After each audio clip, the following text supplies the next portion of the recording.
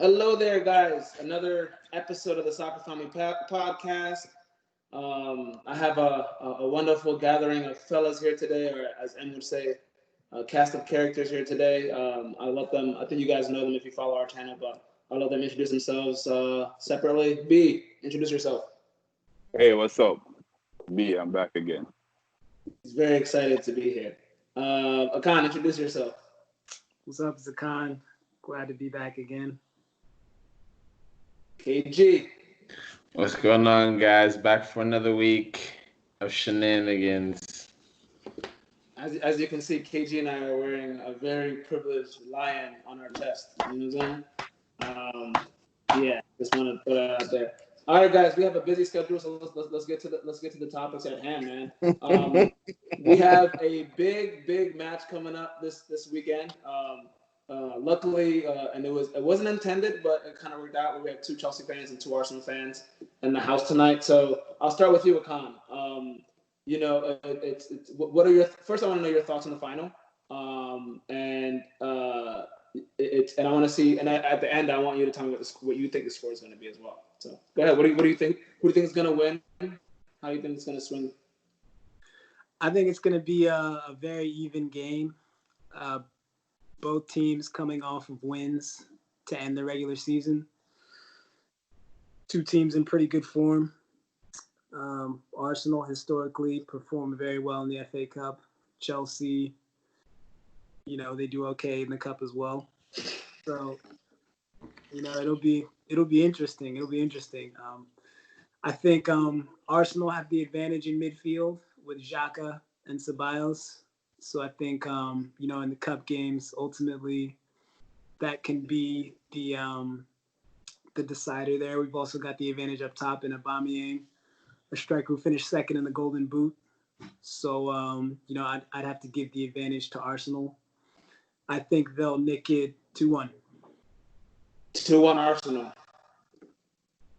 Okay. It's interesting you say an advantage in the midfield. I mean, if you look at our level of midfielders, they probably played in more finals than both of those guys combined. So when you say experience and skill, what do you mean? Do you think Ceballos and Ceballos and Xhaka are better than Jorginho, Kovacic, or Kante, who should be healthy this week? On current form, absolutely. We're talking form here. Kante is a great player. He's injured, has not played. Kovacic has not looked good. Jorginho, what can you say about Jorginho? I mean, he is what he is. Nobody would say that he's in good form or even that great of a player. So definitely give the advantage to Arsenal in the midfield on current form for sure. KG. What's that thing above your head, Akan? Is that a bridge? A bridge. A bridge. KG, what are your thoughts on what Akan said, and who do you see as favorites for this match? I mean, I haven't even looked at the line, but any football fan would tell you finals are funny things. But at the end of the day, I don't think Arsenal have the wherewithal, especially with David Luiz going to be taking part in this game in some way, shape, or form. I don't think that they have the group of players that are all going to be able to perform to a final level whereas most of the Chelsea players have performed at that level and shown that they can perform at the highest level in finals. So I think in terms of experience, you just go through the roster. Every single player on that team has won, and won a lot. So, when it comes to finals and experience, I don't necessarily know if it's even really a discussion as to who has the. And I'm not talking about club history. I'm talking about within the current squad, right? I'm talking about current club, the players within your club, their pedigree. I don't think that it's even really comparable. Like David Luiz, who probably is your most decorated player. Is the most decorated player in the Arsenal squad. And that kind of says what you need to know. What starting lineup would you go with? First, what formation would you go with, and what starting lineup, considering everybody's healthy? Like if we say everybody's healthy, what would you go with? Real quick. I would go. Because I know Lampard has been playing a 3-4-3, and sometimes he goes to 4-3-3. I would go. Because Arsenal don't really have a physical presence in midfield, so I would go Conte, Kovacic, Mount, Willian, Pulisic, Giroud, Aspilicueta, Zuma, Rudiger, and Alonso. So who you starting in goal? Willie. Caballero. No room for the most expensive goalkeeper in the world. He's gone, man. You can't once you can't bench a keeper and then put him back in for the next game, which is a final. He'd be out of his mind. Credit. And if you look at over the year in the FA Cup, Caballero has been starting. So I think he'll go with that somewhat of that lineup of Conte's healthy. B, with Arsenal, man, it's you never know what team is going to show up, and you can say the same thing for Chelsea really this season.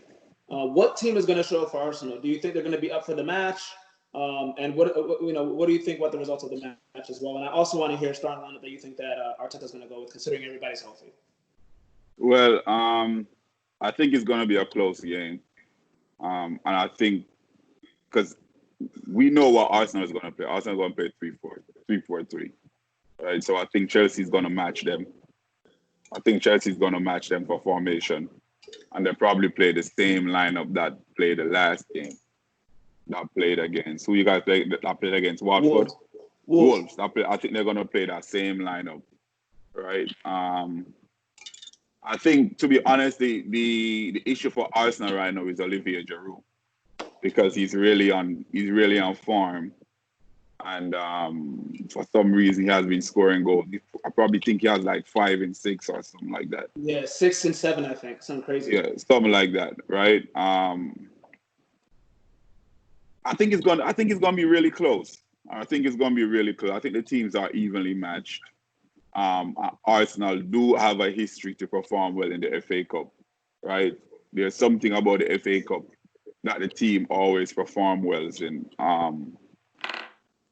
And once you have Aubameyang in the team, like he's a threat in terms of goals, right? Lacazette has been started to pick up in terms of form, and I think when they play with the 3 in the back, I think Arteta as a coach, he has, especially the Liverpool and the Man City game, he has found a way to show them how to play against them type of teams, right? In terms of them defending a little bit better in terms of the shell.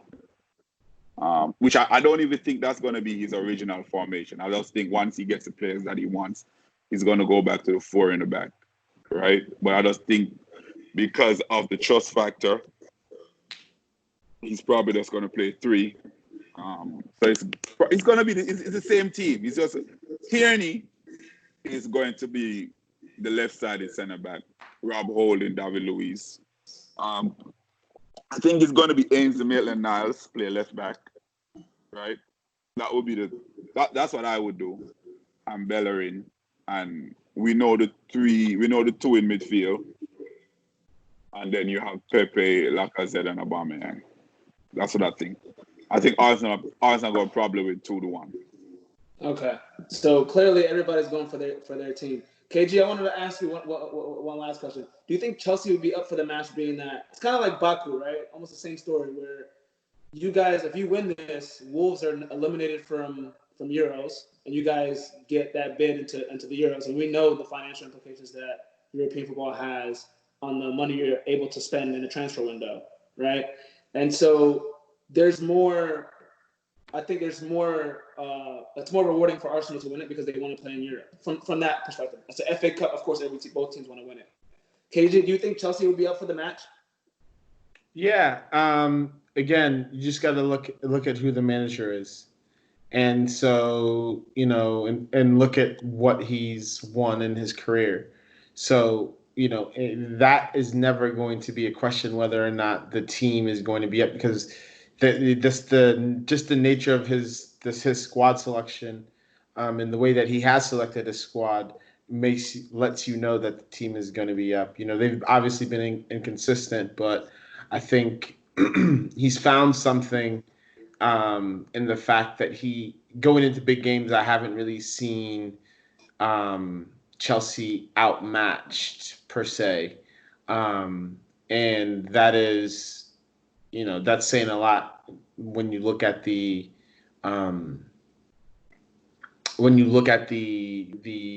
caliber of teams that we've played throughout the season. So I don't think Arsenal would be among the best teams that we've played, but it's a final, so we're probably going to get their best shot. And that being said, I think we as a squad have more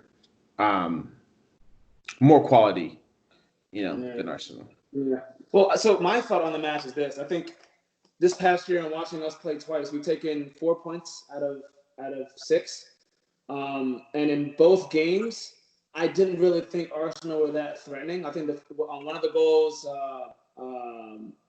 what's his name? Emerson was sleeping. Aubameyang snuck in and headed the ball. Right. And a few of the other ones, it wasn't goals that you. Yeah, and that's what I'm saying. So, to me, at the end of the day, that they're going to be up, but at the a final's a final, so both teams are going to be up.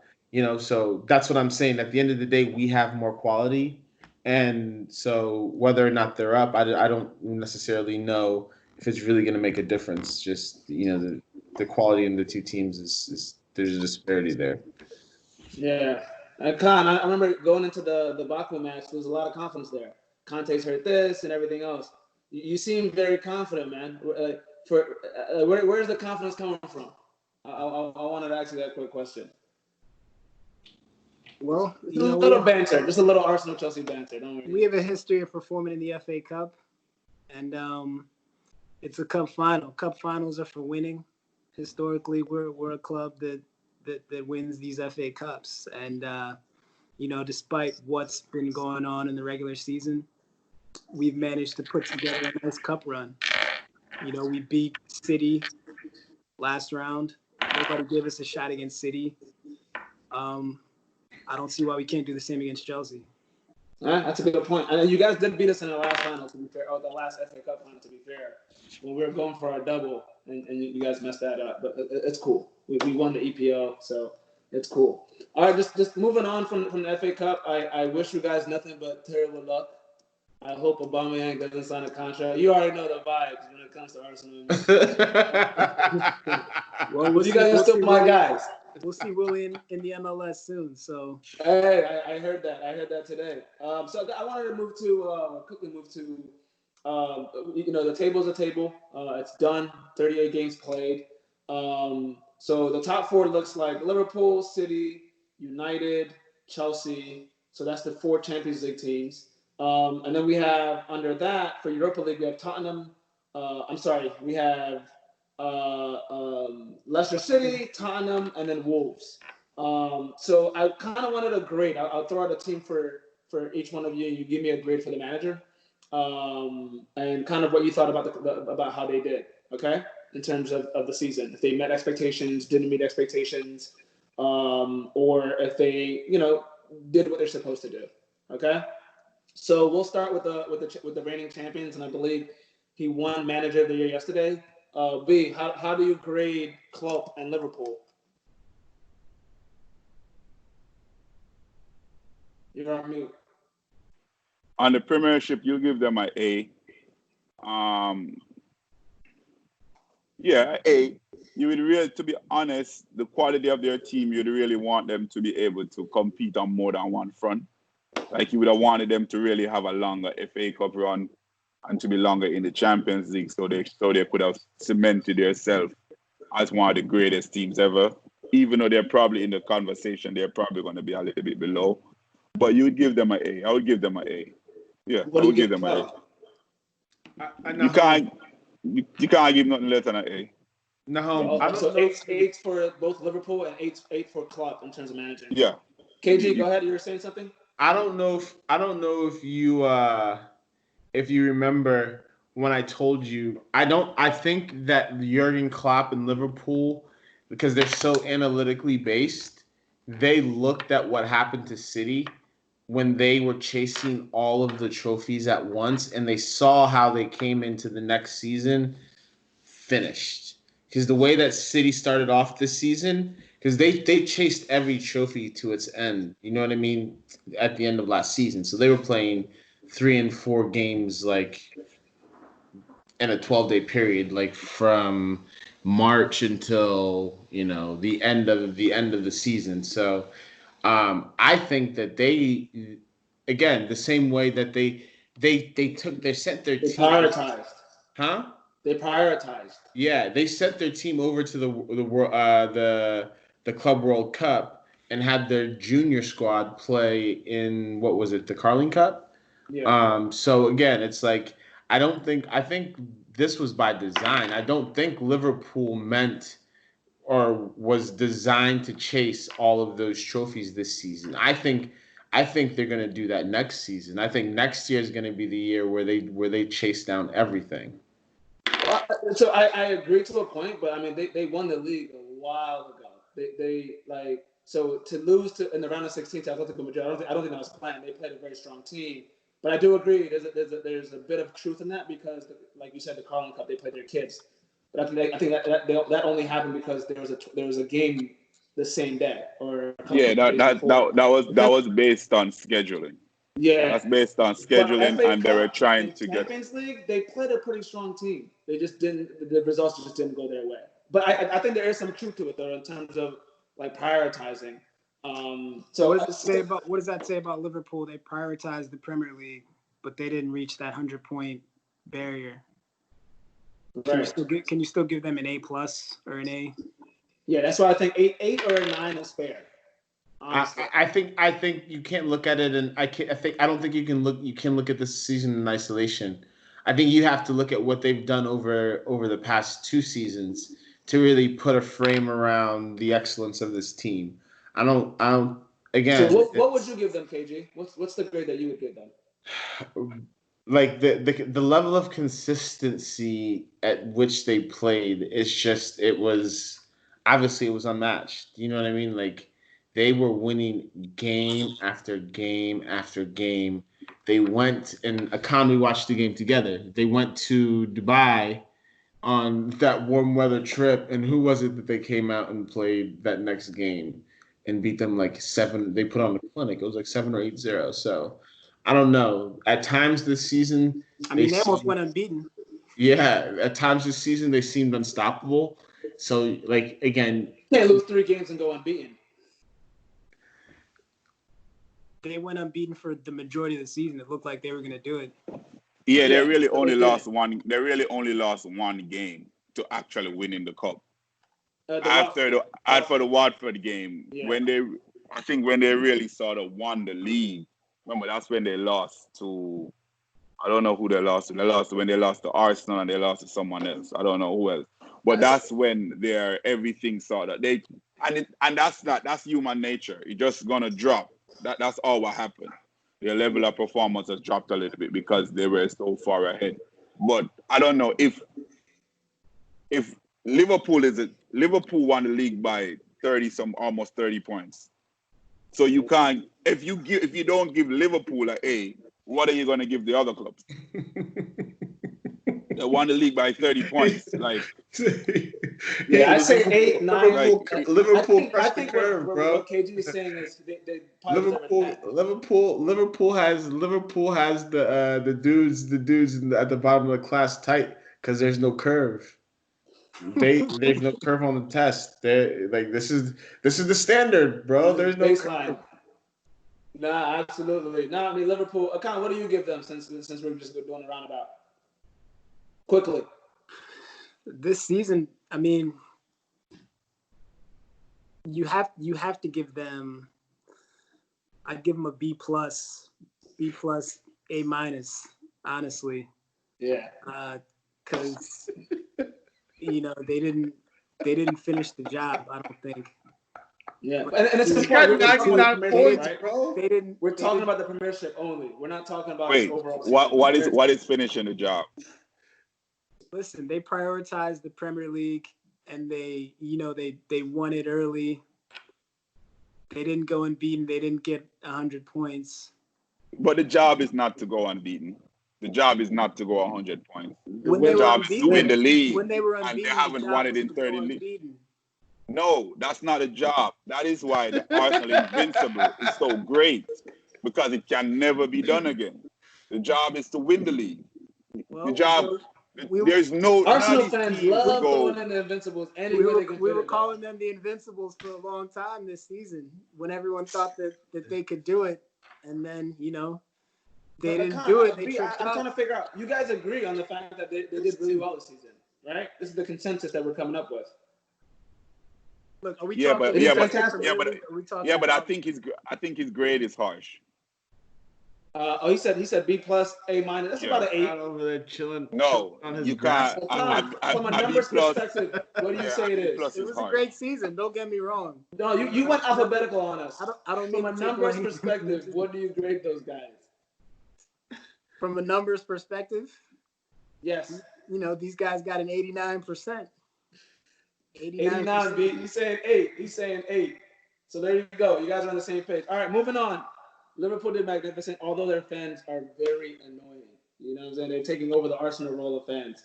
Manchester The Chelsea City. role. We've been here. We act like we've been here before. Manchester City. B, I want to ask you. Again, we talk about prioritizing, right? Did they prioritize Champions League this year?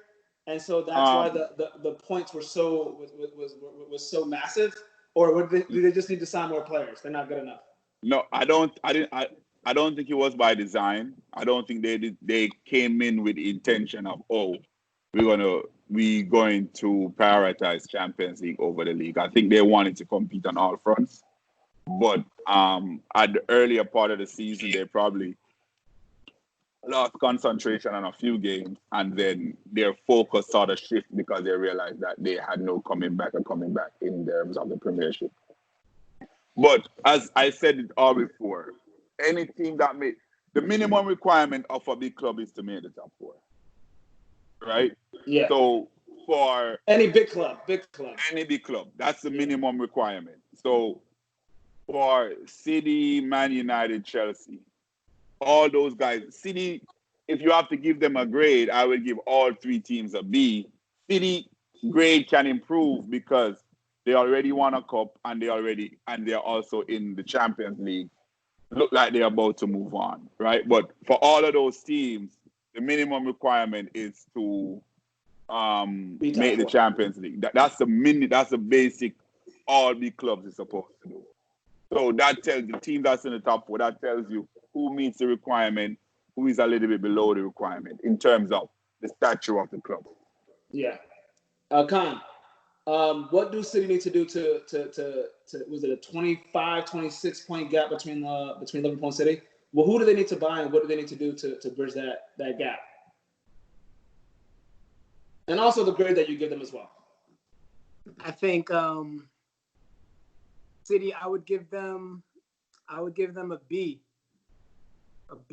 A solid B. If they, depending on how far they get in the Champions League, that could raise to an A, I would say. If they win Champions League, ultimately, I would say that's a better season than what Liverpool gave you. As far as bridging the gap, I'd say they need a new striker to come in. There's question marks up top with Aguero and Jesus. They need help in the center midfield, and they could use a new center back to partner Laporte. They just bought Rodri for what, 50-odd million? They need another attacking mid or like a holding midfield. Like where in that area would you think? So Rodri plays at the base. I think they need maybe box-to-box center mid or maybe a passing center mid like a Pjanic type, depending on how they play. But they definitely need a new center midfielder to help them out.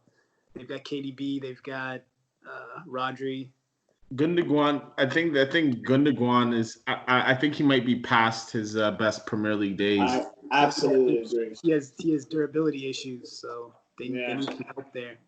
If you look at games where City have been dominated, Gundogan is he's not in the game. When he's involved in the game heavily, they tend to control games a lot better. But I agree with KG in regards to the fact I think Gundogan's getting legs. I don't know if they're gone, but he has games where he just 65th minute, you got to get him out of there because his legs are done. And even within the game, he's not even there. He looks leggy. Yeah, it's strange because it's a play that I rate very much. KG, we're losing a fantastic player, or City is losing a fantastic player. We, as in EPL fans, are losing a fantastic player in David Silva. What are your thoughts on David Silva's 10 years in the Premier League? When he came from Valencia, if you were a La Liga fan, you really didn't know about David Silva. What? You must be. If you don't watch La Liga, you really didn't know about David Silva that much. It was at one point Valencia's attack was David Silva, David Villa, and Mata. Yeah. But what I'm saying is a lot of EPL fans. Albert Banega was in that squad too. And that's why I didn't get him for very much. So what are your thoughts Coached on his by career? Unai Emery. He has to go down as he's not your typical English Premier League great midfielder who scores a lot of goals or who's a great vocal leader. You know what I mean? He's not your Roy Keane, he's not your Patrick Vieira, he's not your Frank Lampard or your Steven Gerrard. He's not one of those guys who put up statistical numbers. I think the closest comparison we could probably give him is to, even though they ended up being very different players, is to Paul Scholes. A guy who does a lot of great things in what is the modern game that kind of go unnoticed. The simplicity of his game is very difficult in and of itself to play that simple at that level. So in terms of what he does, I think he definitely is one of the Premier League greats, but he's not going to be everybody's cup of tea, which is totally understandable as well. Yeah, I know you're I remember I think statements about David Silva maybe 2 years ago where you were saying that he's an overrated player, one-footed. Ramsey's better, weird stuff like that. How do you feel about David Silva, man, and the void that he's going to leave in the Premiership? Listen, I think David Silva, when it comes to the Premier League, he's a staple. His longevity is impressive. He's been able to perform in the Premier League for almost a decade. So you have to respect that. My problem with David Silva is that in the big games and in the Champions League, he's not a guy that really has any memorable Champions League moments. 10 years, you can't get one or two big moments in the Champions League. I think that's a big stain on his resume. But, everything else, as far as his career, spectacular. You mean as far as World Cups and Euros and everything else? Okay. Yeah, everything else. Overall, yes. Just Champions League. I understand. Champions League. Same thing can be said about Zlatan. Champions League is the biggest club competition in football, and he's done nothing there. That's a very good point, and that's why I didn't say. I limited it to Premier League. I didn't say beyond the Premier League because in Europe, I don't know. You compare him to guys like Toni Kroos and Luka Modric. He's not getting close. It's not close. Toni Kroos and Luka Modric played for Real Madrid with Ronaldo, my friend. Yeah, There's a reason that they're there. I think he was a victim of playing in a time with Messi and Ronaldo, and they dominated Champions League. Simple as not. I think that statement's a little bit unfair about the Champions League and David Silva. To be honest, the thing with David, I think David Silva, as his situation is in England, he's in a team that is so good, right? So to be honest, he's a little bit underappreciated in England. They don't give him the true level of respect that he really deserves. That's one. In the Champions League, is the issue is not him not be giving you a standard performance. It's because he's at a club that's a baby in Champions League. They don't have any history in the competition. And now is when they really establish themselves, because now they really have a coach that is teaching them how to navigate themselves through a tournament like that, right? You can't turn around and blame that only on him. It's because of the club, the history of the club, and they don't know how to propel themselves to a competition like that. But him, Yaya Toure, if you're picking the 10 greatest midfielders to ever grace the Premiership, it wouldn't be surprised if their names are in it. I put Yaya ahead There of should him. be in the. Yes, that's fine. That's fair. I'm not bad debating that. about David Silva. Yeah, I'm not debating that, but him being in the conversation is not far-fetched. And we putting a stain on his career because of the Champions League is a little bit harsh. And a big part of that is the club that he plays for. If he was playing for a club that had an established history in the Champions League, the team would have performed better. Most of those guys are coming to Man City is because of the money. That's why they're there. An identity in Champions League. Yeah, they're still trying to establish themselves in the Champions League. We'll move on. We'll hold that one off because we do have a busy schedule. The next club is Manchester United. KG, how do you think Manchester United fared in the season? I mean, at one point there were 14. I think in February there were 14 points below Leicester City, finishing third.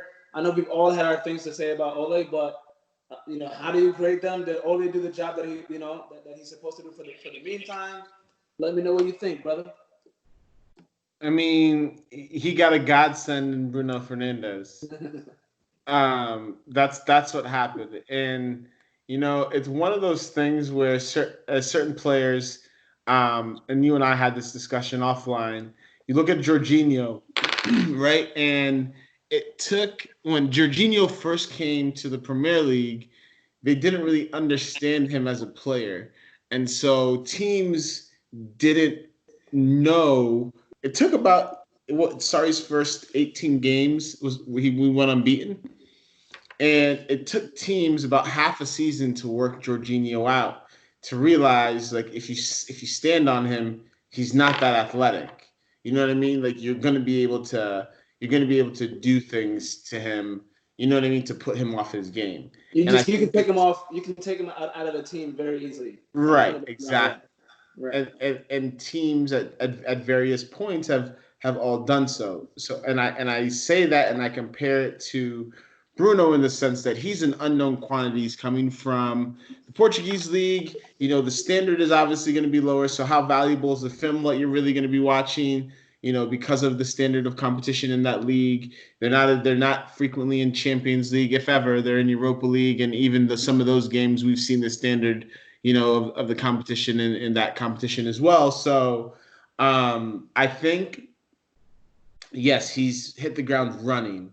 But I want to see how he kicks on when teams have the film on him, and they start to devise ways to, neutralize the things that he does well.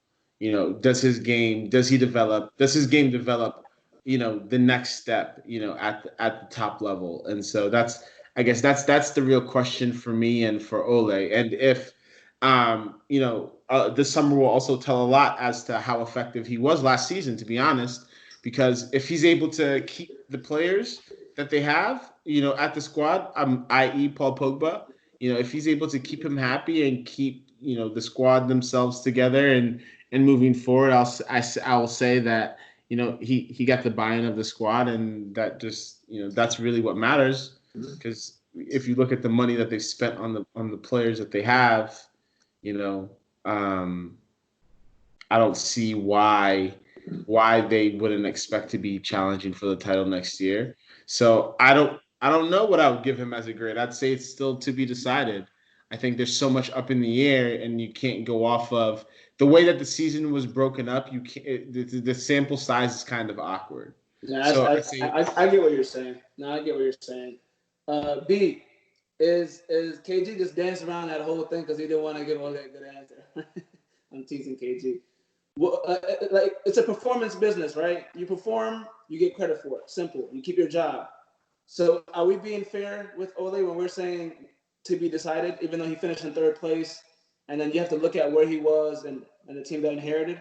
Yeah, as I said before, it's they made the minimum requirement. The minimum requirement of a big club is to make the top four, win a trophy. The basics is to make the top four. He made the top four, so he meets he can't get fired, or he shouldn't get fired. Put it like that. So I would give him a B. Same how I would give Chelsea a B. But Chelsea grade can get better because they're in a final, right? So they can win a trophy. But for right now, the season is over. You give them a B because they meet the minimum requirement, right? Anyone below that is below. You are below the standard, except a club like Leicester or Wolves. You know, you Huddersfield. can't grade them on the same. You can't use the same lens to grade those clubs as how you would grade the other teams. I think you gotta consider the club's resources when you're grading the manager. Manchester United are the richest club in the Premier League. They bought Harry Maguire. They had Pogba in the middle. They brought Bruno Fernandes, and they have Basaka, a wealth of options up top. I give Ole a C. You know, all he had to do was drive the bus, steer the ship, and he didn't do that great of a job with it. With the players that they have, he should have done better, in my opinion. You look at some of his coaching decisions. He brought in David De Gea in the FA Cup semifinal after Romero was their cup keeper, and De Gea made mistakes, and they got knocked out of the cup. So his substitutions. He's not. Can you blame that on the coach? Yeah. I think he's been very average as a coach, and I would give him a C. Okay, so do I think he's a good coach? No, I think he's average. Right. Like right. That's I think he's average. But this season, and I remember, this season, you should get a better option in Pochettino out there. They should fire. Yeah, but let's put it like this.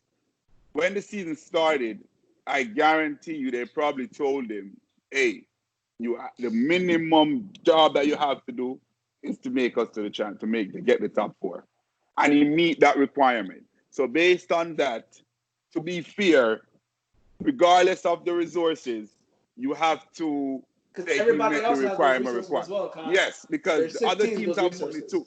Yeah, other teams have money too, but he met the minimum requirement. Is he a good coach? No. The mere fact that you are in a semifinals and you start all the reserve players in a semifinal saying you're saving them for the top four, and the team you're playing against is also chasing the top four. It absolutely make no sense, right? So that shows you that he's not that great of a coach, right? But he met the basic standard that was expected of him. I agree, B. I agree. So moving on. I think one more thing on Ollie. Yeah. I think he plays that role well, talking about magic of Manchester United and all of that bullshit that he talks about. Nostalgia. It's nostalgia. He plays nostalgia. It's more than nostalgia. It's noise.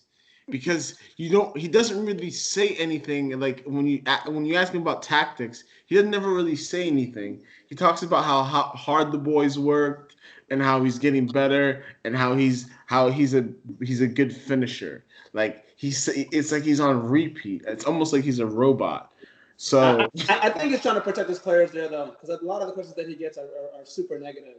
One thing I'll give Ole credit for, and it's a double-edged sword kind of, because he protects his players, but the other game, forgot who it was. They were just playing like crap.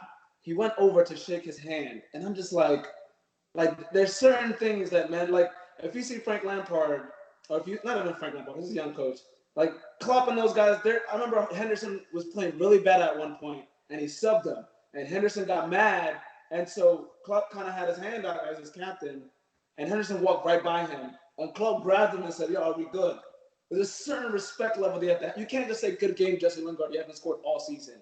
So I feel like I understand. As a player, I would love to have a manager like that, but like as a coach, there's got to be a certain demand you have for your players. If you're shaking their hand the same way, if we have a good game versus a bad game, it's not that respect level isn't there. But we'll move on. The next club is Chelsea. I'll start with you, Akan.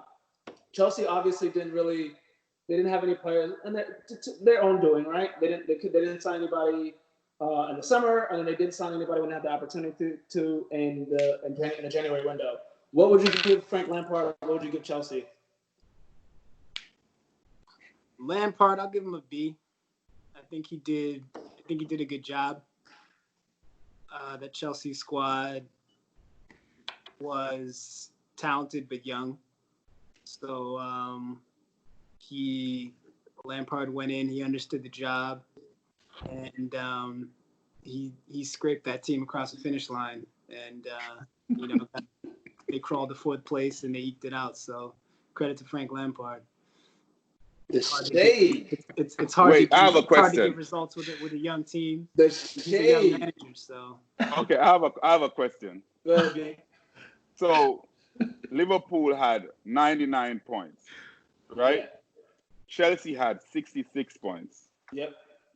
And you're telling me Liverpool got a B plus and Chelsea got a B? That's 33 points difference.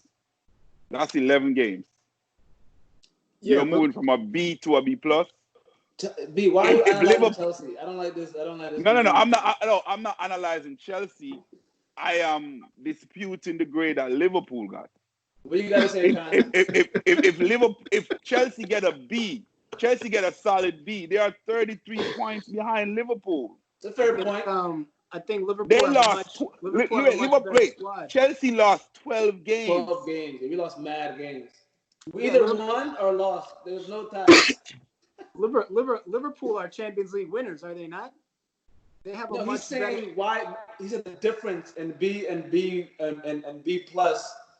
It can't be 33 points. Like Liverpool should have a higher score, or Chelsea should have a lower grade. No, he's saying that they're held to a different standard. Exactly. So B, that's Why would- his response. Why would they be held to a different standard? And they're all considered They spent. they're all 150 considered million the on two big players. teams in the Premiership. Their team is in a different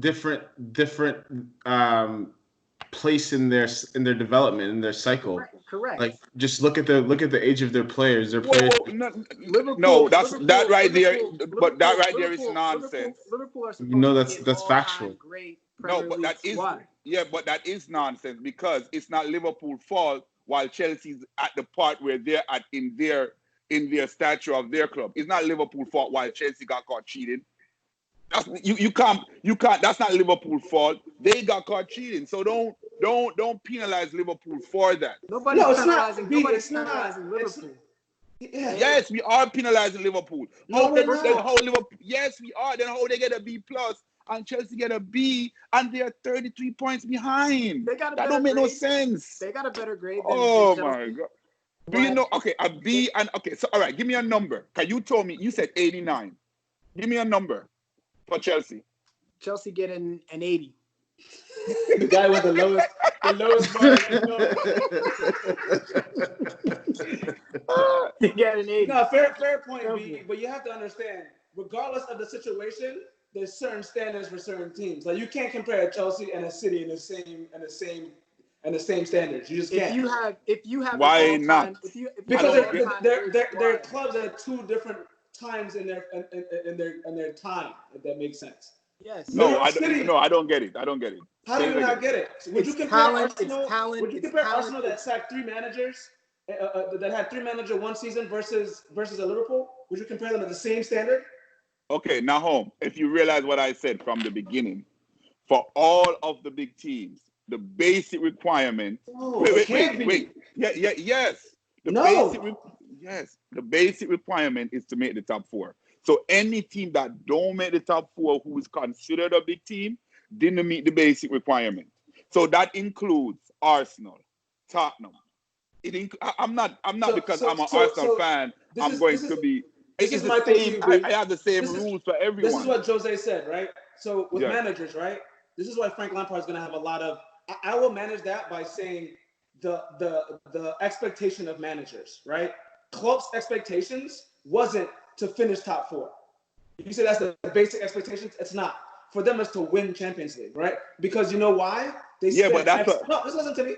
They spent X amount of money. When you spend X amount of money, there's different pressure levels, right? Yeah, that's different. No, listen to me. So Frank Lampard going into this season doesn't have as much expectations as Klopp does.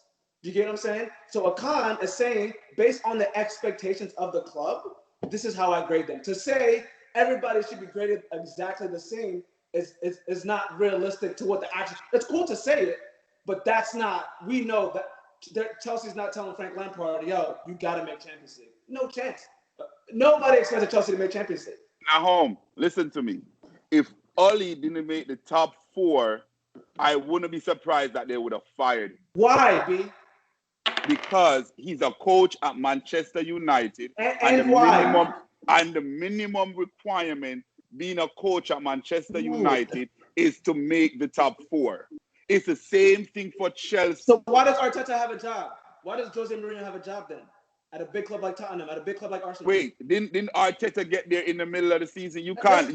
So now, now there's. Yeah, but we can say, but we can also say but we can also say Arsenal didn't meet the minimum requirement. We're not going to hide from that by not saying that. We can say Tottenham didn't meet the minimum requirement. Right. But there's a but there. But that's what, because their coach came in during the middle of the season. But Chelsea had a coach at the beginning of the season. It's your circumstances, B. What's the circumstance? What's the circumstance that make us look at Chelsea different? Because they lost their best player. They lost probably the best player in the EPL, and they made completely no signings for the entire year, right? So the expectations for Lampard, and if you go to the podcast early in the season, B, nobody had Chelsea finishing top 4. So that's not true. That's not true. KG, go ahead. You can't have nuances. Hey, you guys got to stop talking over each other. It's hard to hear. Okay, go ahead, B. I'm sorry. I'm just saying you send you send a thing with like during the week of everyone top 4. The only person that didn't have Chelsea in the top 4 was Bazzi. I saw that. No, so, only KG and I had Chelsea in the top 4. That's not true. Are you talking about the podcast or some group text? In the group text that you send where you said everyone's first? You send on the first podcast that we had when Ryan and Aaron, all those guys, they listed their top 4. You wrote it down and you send it. Everyone had Chelsea in the top 4. But they did. But regardless, but what I'm saying is, regardless of that, right. Chelsea is a top club in Europe. One of the top clubs in Europe. There's no question about that. Okay. So how is it that the minimum requirement is not for them to make the Champions League? Because they have 4 players from the Championship starting. Yeah, but why is that? That's not whose fault is that? It doesn't matter. It's the circumstances are the circumstances. That's it. It doesn't matter the cause and effect. You cannot give them a pass because they got a transfer ban that they put themselves into. It's expectations based on circumstances. Yeah, but you are giving them a pass. KG, go ahead. Because B is clear. There's a certain weird thing that B is not understanding. There's a but to Arteta, but there's no but to Lampard. No, that can't happen. I never said there's a but to Arteta. I said Arsenal didn't make the standard. I digress. KG, what are your thoughts? On what was the original question? Just where Chelsea. How would you grade Chelsea? And what do they need to do to improve? We saw that they. I would give Chelsea a B. I think that they did what I thought that they would do. I think that Chelsea as an organization and as a club are extremely well run. And I think that I think if we're going to be honest about Frank Lampard, I don't necessarily know if he's done a great job. You know, the again, I don't think it really takes. I don't really think, and I guess to kind of agree with Bernard's point, Chelsea as a baseline, the quality of players at the club are of top four standard, right? So in reality, with the group of players that they have, they should be in and about and around the top four. Like that's not really a debatable like question. It's whether or not your manager is enhancing that squad or your manager is, taking away from that squad. I think at extremely well-run clubs, i.e., Chelsea, and their unique business model. I think the variance for what? No, I'm serious. I'm dead. Of course. I'm looking at the con. I think the variance for what a manager can add or subtract to the squad is generally very little because they generally finish in and about the same position regardless of the manager. We're gonna have our outlying years, but under the Abramovich, Reign. What? The Abramovich reign. Yes, under the Abramovich reign, it's been pretty consistent regardless of the manager, right? So again, I don't know how much credit you can give Frank Lampard in this. And again, I think if you're gonna ask me personally, I think he's doing an incredible job. But in reality, if you look at the club itself, you can't say that he is. You know what I mean? It's too early to tell. The same way with Ole. No, but we're talking about this season. We're not talking about long term. Is he going to build a dynasty? We're talking about this season. So bringing up Mason Mount from a championship team, bringing up Reece James from Huddersfield, wherever he was. Like you're starting how many? 4 guys from the academy, 5 guys from the academy. There's got to be some level of credit given, being that he's working with these level guys. So when you say top tier level guys, who are we talking about? It can't be anybody in our back line except Azpilicueta. Because Marcos Alonso is at Watford. Where did we buy him from? Atalanta? Where did we buy him from? These aren't guys that are generally used to winning. They just started winning recently. Yeah, but even if they just started winning, they're still winners. Like you can't erase. Okay, I disagree with that. He was in the team. Marcos Alonso was in the team of the season. Huh? Yeah, Alonso is proven. He was team of the season last year, the season before that. Right. Bro, these are senior players. So hold on, but what I'm telling you is like are they of the Chelsea standard still? Probably not. And that's why they're having to be replaced. But that's what I'm saying. It's like, okay, so you can say like going into the season, he had to face any hurdles that any manager in the top 4. Well, he didn't. But under unique circumstances, okay, I guess a B would be a little bit harsh of a grade because he couldn't bring in anybody. So I get, and you're losing your best player. I get that. So maybe a B plus. So moving on. I give him a B and Ole a C because I think the Chelsea job was harder than the United job. Chelsea couldn't buy players, and there were a lot of questions over that Chelsea squad going into the season. They had a bunch of young players and a bunch of championship-proven players, but nobody was picking Chelsea as a sure thing to make top 4. I mean, after the fact, we're looking at these players, Mason Mount, Pulisic, all these guys, and saying, yeah, they're great players now, but before the season, there were question marks, and there were question marks over Lampard as well. So I'll give him a B. I think he did a good job. Now, Home, what grade would you give Chelsea?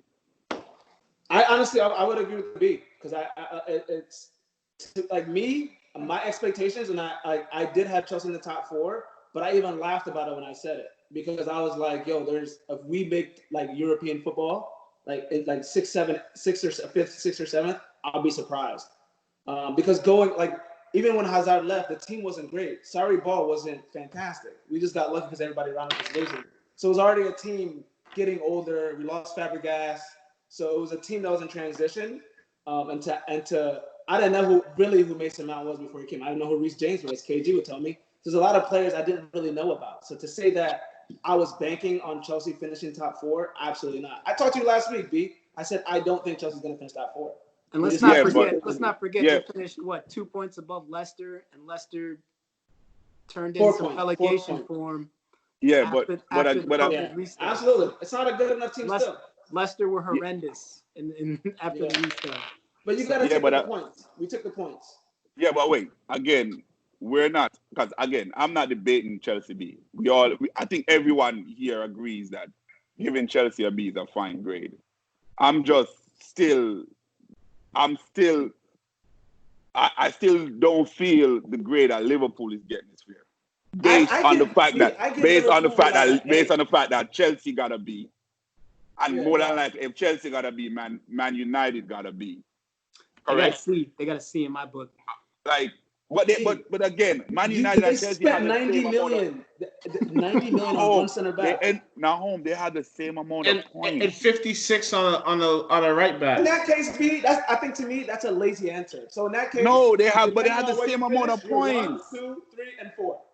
Simple. No, but they have the same amount of points. Yeah, but B, the more resources you spend, the expectations are higher. As a manager, as a club, that's why teams get. Why do you think I guarantee the Aston Villa manager is not gonna get sacked? I guarantee he's gonna keep his job. Yeah, but now home, the way, again, and I said that before, the way how we view Aston Villa and the way how we view Chelsea. Why, B? Why?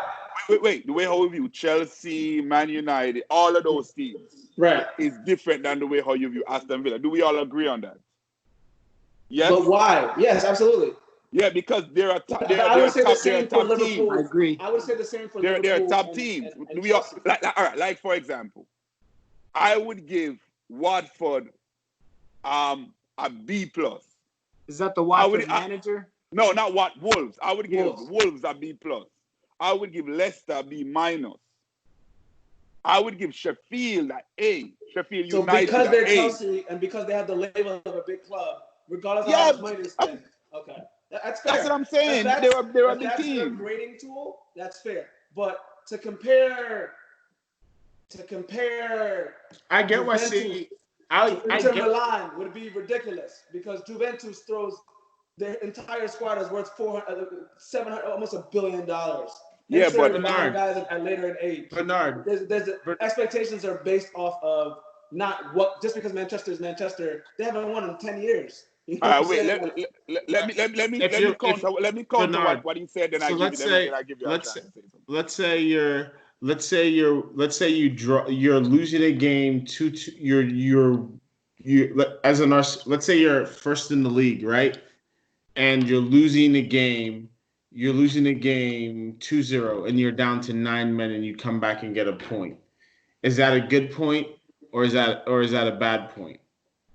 It all depends. It's a good point because the circumstance change. Like, for example, if Arsenal playing Chelsea, at the beginning of the game, Arsenal at home, I can say, I expect Arsenal to win. But if we go down, if 2 players get a red card and we have 9 players and we end up, like, for example, when Arsenal played Chelsea at Stamford Bridge and we end up with 10 players and we got a point, everyone was saying, why was Arsenal so happy? Because, of course, we were excited that we got a point because we were playing with 10 players for more than 60 minutes of the game. So who do you guys? So the circumstance, because that was one game, that circumstance changed everything. So let's apply this. But over the course of a season, that makes everything different. But hold on, so this is. I'll apply your. Yeah, we have to end this so like somebody conclude. So where Liverpool as a team, I got a if question. you go across their front 11 or you go across their first 11, where do their circumstances different than every other team in the Premier League? There's nowhere in that squad that you could really go and say like they go and get this bar Ronaldo and Messi. Where are they upgrading with who? With Liverpool? Yeah, in that squad. You want me to answer you? Of course. Let me tell you where they can upgrade. They could have got another forward to get. Who? And then starting 11, B. Who's going? All right. Who's All going in and playing over Okay. Firmino in that spot in world football right okay. now? Wait. Benzema, No. We're not even, they don't even. No, they don't need. They don't need no Benzema Lewandowski. It's the guy. It's a team of Werner that. Guys, we gotta hurry up. Yeah, So get over it. Now home. This is a good topic. Let's stay on this. Let's stay on this. Is it the team of Werner that Chelsea just signed? Is if Liverpool really wanted to be a dominant team for years to come? Wait, let me just. See if they sign him, because now they would have a 4-man rotation for 3 spots. So that means you keep the 3 guys motivated, and you have someone coming off the bench, and you could rotate, and they could change the formation and put Fabinho in midfield, and you play 4 of them all together at some point. That's how they could have improved. But if you're playing the Champions League final, he's not in the starting 11. At all. Yeah, but that's the Champions League final. But that's the Champions League final. That's one game. That's my point. That's why they get graded harshly. That's why they're being graded at such a high. Think about the level of the caliber of players that you're talking about that you have to add into that squad to improve them. So they're starting at a level. They're starting at a 99. Like, that is where they should finish. That's how many points they got too. Yeah. Okay, so like you said, them as a club right now, winning the league is their minimum expectation. There's no way That's I'm grading what they Chelsea should be doing. and Liverpool at the same token. So based off of that, who do you guys rate as the top managers in the league? Because we do have a lot of managers at mid resource clubs like Sean Dyche, like Nuno, the Sheffield manager that did great things.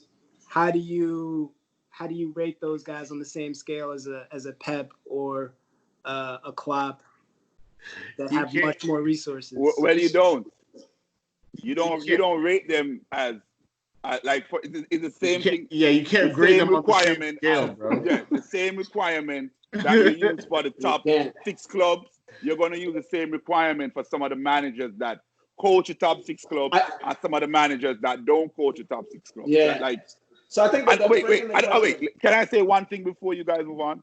Go ahead, Casey. Go ahead, B. Because I don't think this is an interesting topic. I think we should stay on it, but that's just me. Yeah. Man City, right? I'm not gonna stay on it. Yeah, go ahead. Man City. If we're going out based on what you're saying, I think you guys graded Man City too high. Because I think Man City was F. He gave them a C. Who gave them a C? I think Khan gave them a C. I didn't grade Man City. Oh, you didn't grade Man City, okay. What's your grade for Man City then? F. KG hates Pep. No, a C. Because again, look, bro. Their expectation is up here. Was their expectation to start the season to win the league or not? I don't think it's an F though. I don't think the difference is an F. When you finish 27 points off, but you're the only. They have a trophy this year.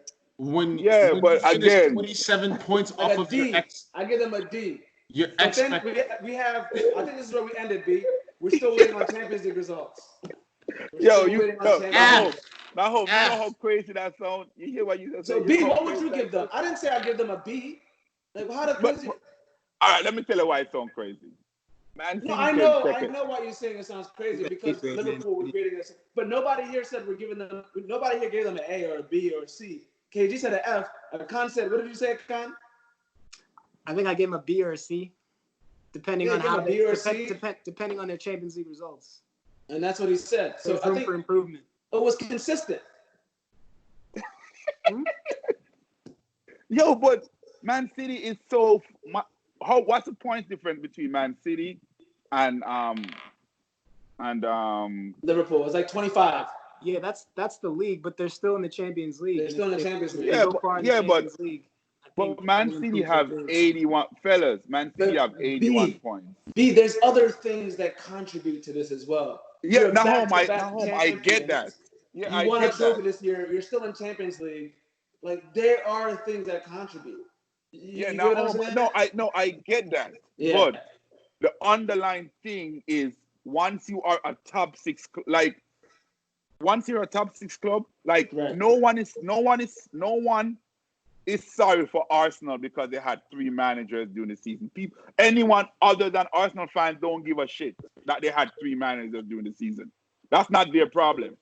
Once you are a top club, all of those teams, you think Tottenham director of football is going to say the minimum requirement for you as the manager, Pochettino, is to make the top 4. When they realize that, hey, he's not looking like he's going to make the top 4, they're going to fire him. They the fired him 4 minimum games into the season. Like 5 because games into the season. yes, because He was 1 point away from top 4, or like 2 points away. Because from the year before they saw a pattern or a trend that is going downwards. The minimum requirement it doesn't matter of all of those teams. He qualified for Champions League this season. They lost in the group stages in Champions League this season. Nahum from it was like there's a stat from. Don't give me that Jose stat. I looked at it. No, I'm not talking about Jose. I'm talking about Pochettino. No Jose stats. I'm talking about KG has a stat from March of Pochettino's last March to the point he got fired the next season. He was losing. They were the second to bottom team in the entire league in terms of points. Yeah, that's what happens when you're in the Champions League final. You remember us? We had the same issue when we went to the Champions League final and won. We finished 6th, but we won Champions League, and that's how we got into Champions League. If you don't have a deep squad and Daniel Levy is your 10th. Yeah, no, not 10th. I think we finished like 6th that year. 10th. No, 10th was Jose Mourinho. Champions League didn't affect Liverpool this year. That's why they're getting an A or a B plus. Like, but it takes us to the next conversation, guys. I think the next conversation is Tottenham. Tottenham finished, I believe, in what, 6th place. So I want to start with KG. KG, what are your thoughts on Jose taking over the team? They're another team that had a few managers within the season. You gotta break the grade down into 2 segments. You gotta break it down pre-Jose, and you gotta break it down to No, we don't. What do you think of Tottenham? Yes. Because let's not get it twisted. Tottenham are playing some terrible football and celebrating 7th place. They are not in a good place right now. But go ahead. What do you think about that? About the results? And what do you think about Jose celebrating 6th place? I think he's right to. I think and numbers don't lie. If you look at since Jose has come into the league, the form of Tottenham, they have accumulated the 3rd most points in the Premier League, and Jose knows. I have yet to see that data.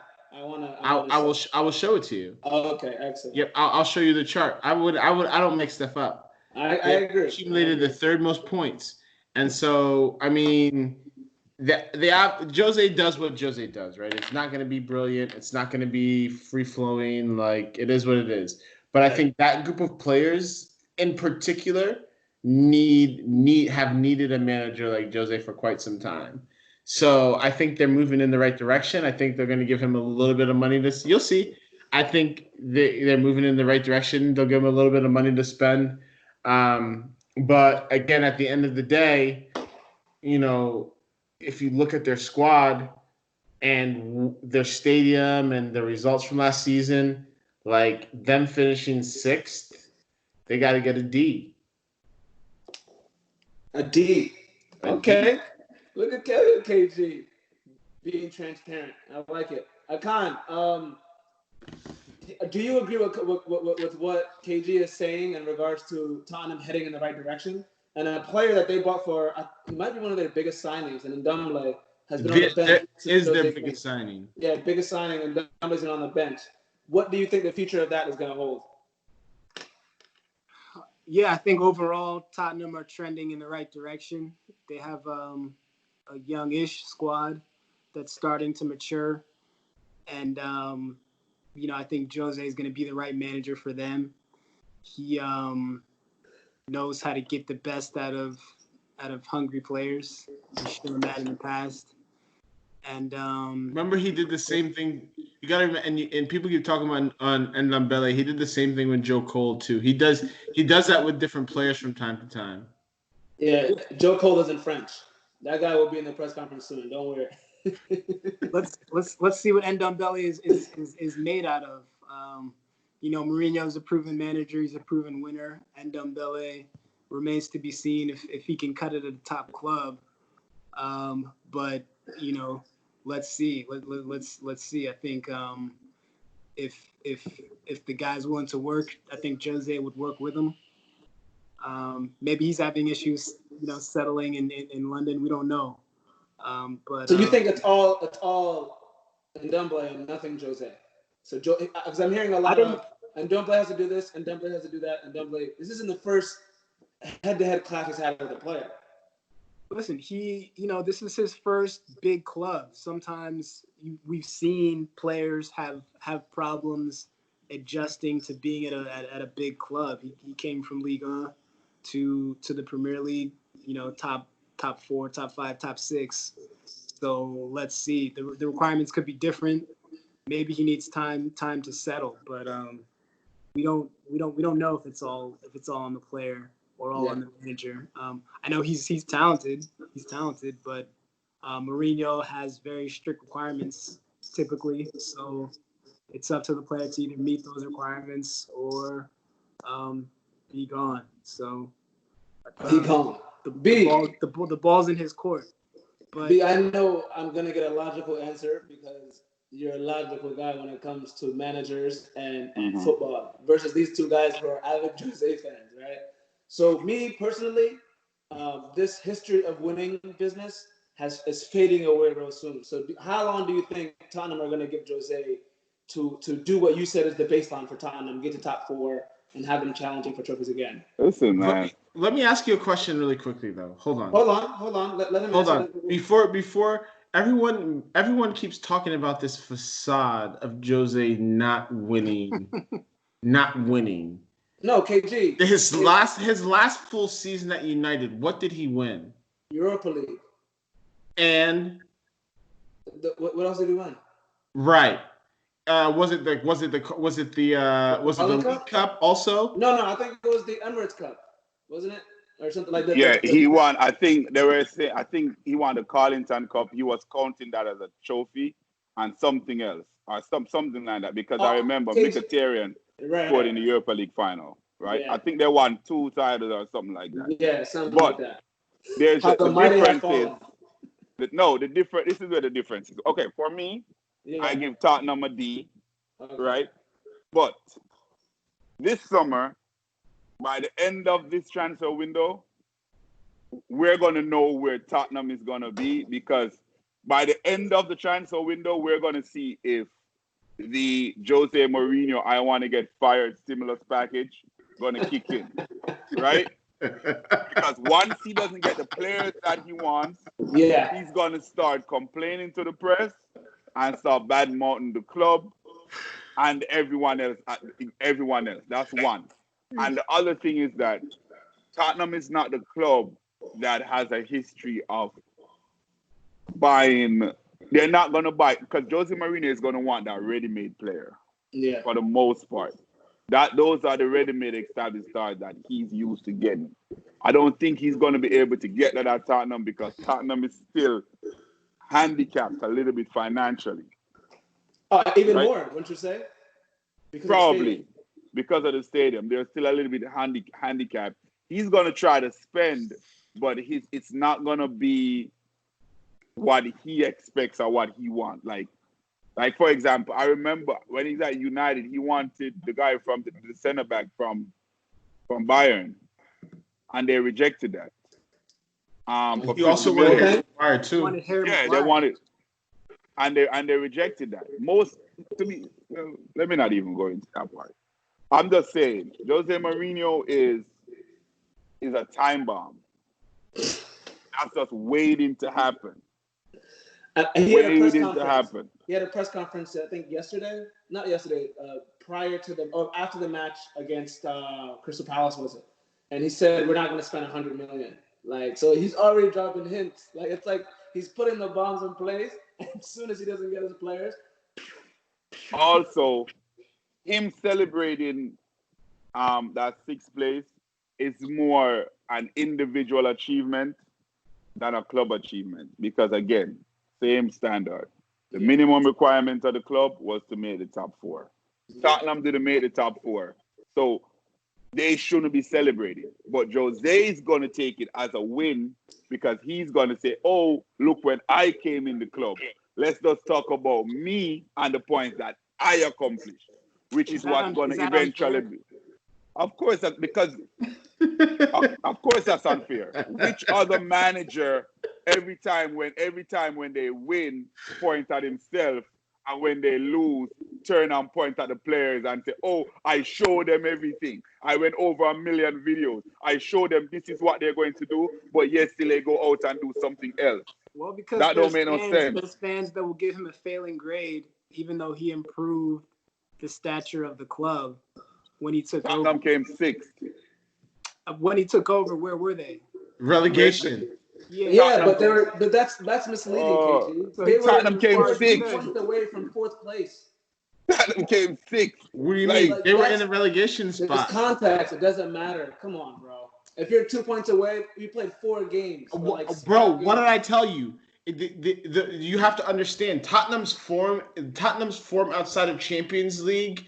Champions League was a mask on the way that their season ended, bro. Since they were challenging for the league and at the turn of the year, and they barely made the top 4. They were in relegation. 4. Go look it up. They made top 4. It was like they had taken something like 11 points out of 20 something games under Pochettino. But they made top 4. I'm pretty sure Pochettino wasn't celebrating. I know, I understand, but what I'm trying to explain to you, bro, is that this wasn't like a blip. Like, they didn't just start off the season bad. Their poor form dated back to March of the previous season, right. And them making the Champions League final. Remember the way that they made the Champions League final on some fluke stuff? Them making the Champions League final passed over a lot of what was going on in the squad, bro. Like, it was a miracle. You know, I agree, but this is the point that I want to make, right? If I was a Tottenham fan, I would be happy at the results, but how I got it, I wouldn't be happy.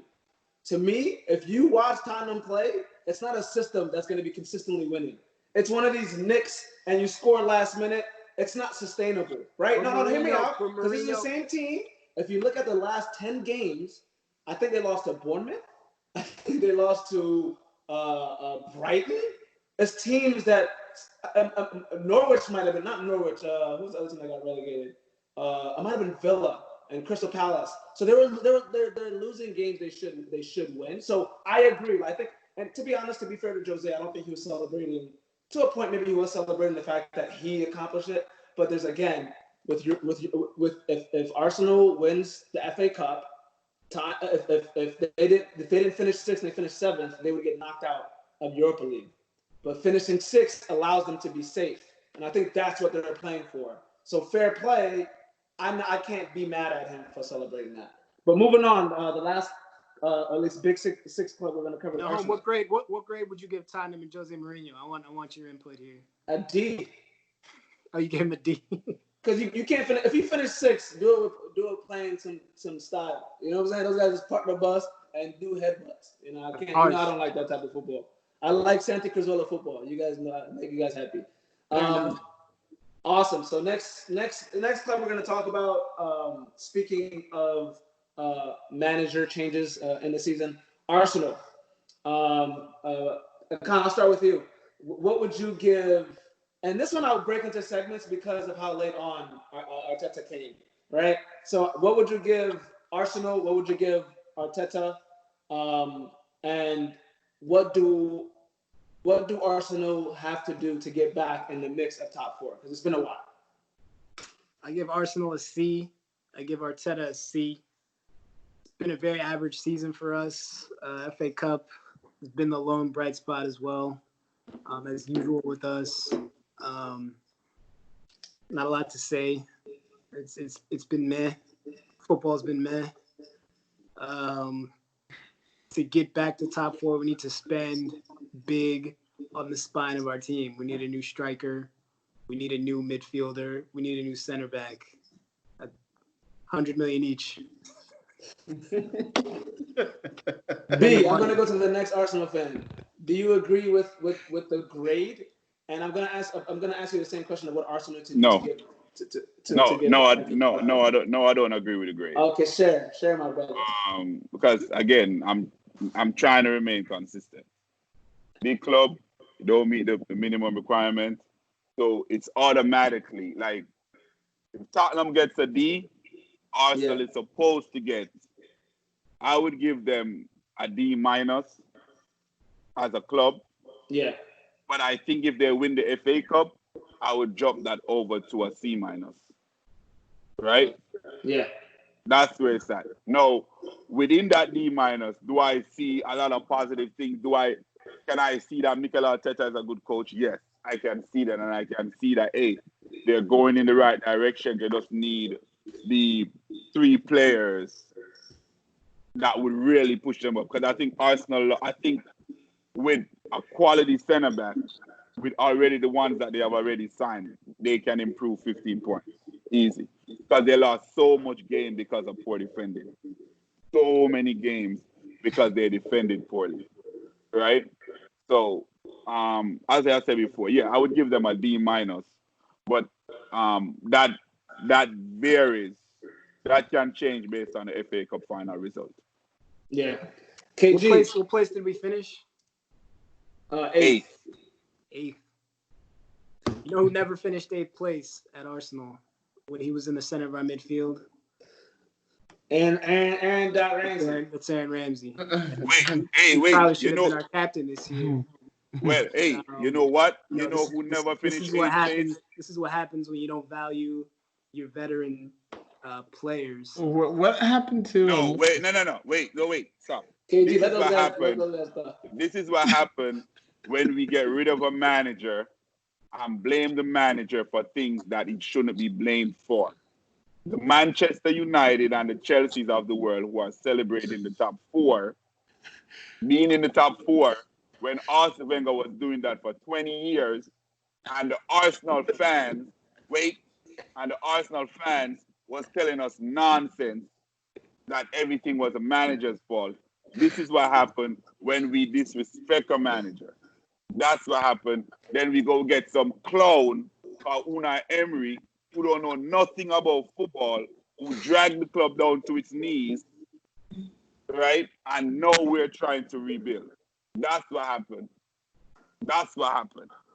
Well, you forced out a manager. You look at the club. It's not Aaron Ramsey's fault because Aaron Ramsey, I can still say, in Italy, he's still not doing crap. He's still not good enough. Hey, B, I don't think we're celebrating top 4. I think we're just happy at the financial. No, it's more. To be fair, it's more Manchester United. Let me not. Yeah. To be fair, it's more Manchester United. Yeah. But because they jumped in here. But let's be honest. Did you say Ramsey's still not good enough? Yeah, he was never good enough. He's still average. It's not even a question. Like, you can't get 4. You. How many games he started in Italy? Not many. How many games he played? To be fair, he was hurt. He was hurt again. But now home. That was part of the reason why games for us at now. Arsenal. But that was part of the reason why at Arsenal he was a big part of the problem because he was never healthy, and when he's healthy, he's not disciplined enough to play well, and he's not. And the biggest misconception is that he is a goal-scoring midfielder. That is nonsense. He had 1 good season as a goal-scoring midfielder. One. Only 1. Now we've got midfielders that have no good goal-scoring seasons and that are That healthy. is why Arsenal gets a D because Arsenal midfield is not that great. And KG, that's my our question to midfield. you. Our midfield isn't great, and you're still sitting there telling us Aaron Ramsey's not good enough for our not great midfield. So it doesn't make any sense. Yes, it does. Yes, it does, because Aaron Ramsey, not because he's not there, that doesn't mean we need better. Yeah, Same thing, I Theo agree. Walker was there for 12 years. That doesn't mean he's good. He's not good. We brought in worse players than Aaron Ramsey. That's the problem. Yeah, but you think that it's easy to replace a player like that? It's not, and you're seeing that. why? Wait, I guarantee you, if you really think about it, you can name 50 players that's better than Aaron Ramsey that plays. Okay, we didn't pick one of the 50, did we? That has nothing to do with the quality of Aaron Ramsey. That's all I'm saying. We don't No, appreciate what we wait, have. that has nothing to do with the quality of Aaron Ramsey. That has to do with the structure of the club and them spending money. All right, guys. All right. We're not gonna go down this Aaron Ramsey rabbit hole. So we covered the top 6 teams. KG and I wanted to talk about Arsenal. So I wanted to cover the first manager of the year real quick because we're running over time. B, manager of the year, who? Club. Akan. Sean Dyche. Sean Dyche, which is the Burnley. what club is that? Burnley. KG. No. All right, I'm gonna go with Klopp. So on this group, Klopp wins. If you finish second, you're the first loser, right? Is that what they said? And then real quick, go ahead, B. Real quick. How is it that the Sheffield United manager don't get a mention over Burnley manager? How is the Burnley manager? How is the Burnley manager? Consistency. All right. How is the What's his Burnley name? manager get a minute? Got to get I a think mention Sheffield over had more someone like Look at the this? clean consistency. sheets. Excellent. Dean It's Smith? okay at this choice, B. It's a choice. Is it Dean Smith? And Burnley, to be fair, we're Dean dealing Smith with a is lot of contractual definitely issues with a lot of players, and they finished out strong. But I think they finished like what 10th or what did they finish? Under Arsenal, I know that, like 9th or 10th. Yeah, something like that. Now, my friend, I think Burnley have finished higher than that before. I don't know if the season is a season to give them Coach of the Year, but that's just me.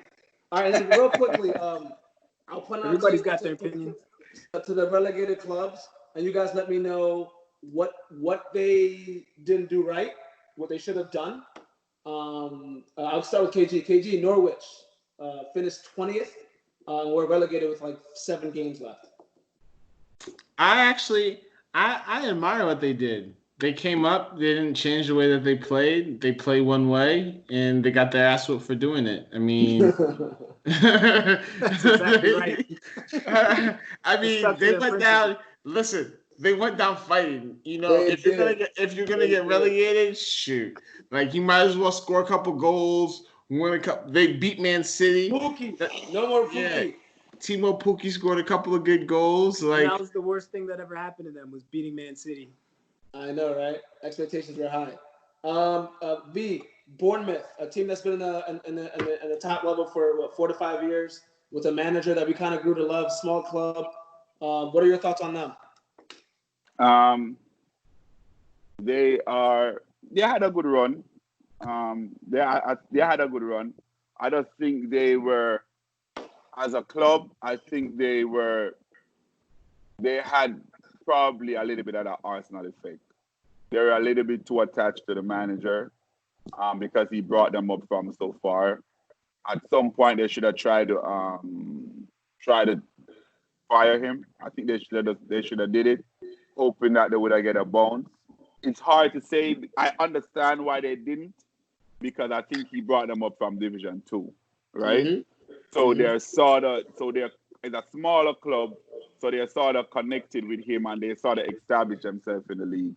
So I understand why they didn't, but the right thing that they should have did was just to try to fire him, hoping that that they would have get a bounce to try to stay in the league.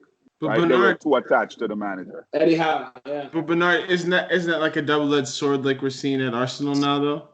It's not even just Arsenal. It's the same thing with Watford. Watford as well. Watford, they deserve to get fired. Absolutely. They deserve to get relegated because the manager that they got, because they have a history of getting rid of a lot of managers, right? And the manager that they got, he brought them up. I think they were at the bottom of the league. He brought them Harvey off the bottom. Garcia. Pearson. No, Pearson. Steven Pearson, right? Pearson. He got them off, and then with 2 games to go, they got rid of him. 2-2, they got relegated. You know why they got rid of him? I want to throw that question out to you as well. So there's rumors that there was something in his contract that said that if they got promoted, they would have to pay him out like $5 million or something like that.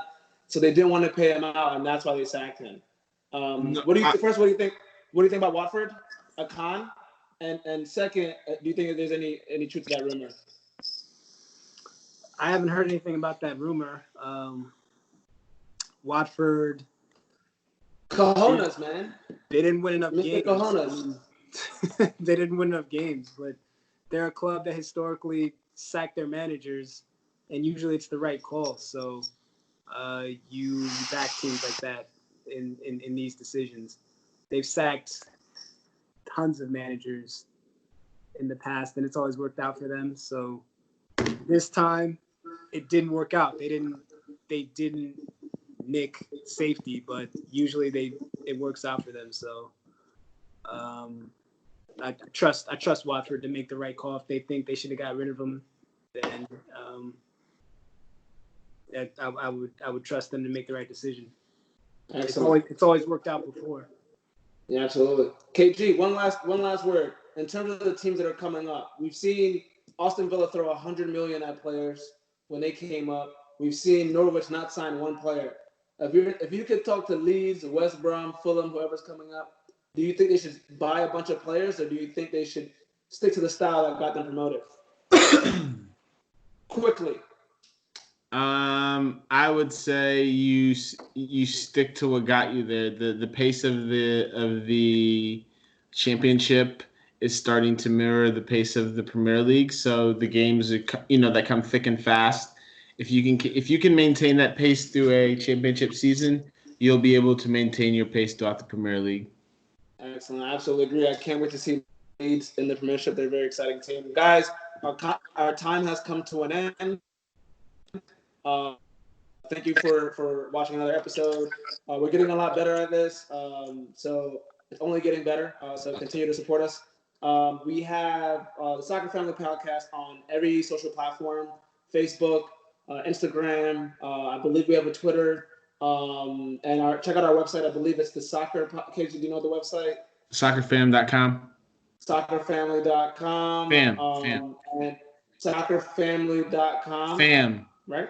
Soccerfan.com. I apologize.